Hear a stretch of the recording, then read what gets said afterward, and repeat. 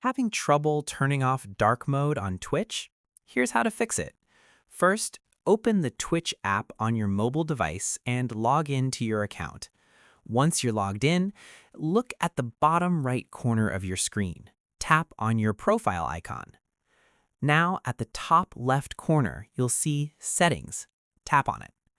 In the Settings menu, scroll down and select Preferences. This is where you can customize your Twitch app theme and display settings. Now, tap on the first option, Appearance.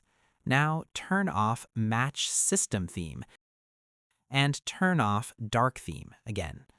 As soon as you select it, the dark mode will be turned off instantly, and your Twitch app will switch to light theme.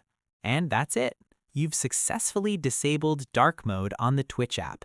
If this tutorial helped you, don't forget to subscribe for more quick how-to guides. Thanks for watching.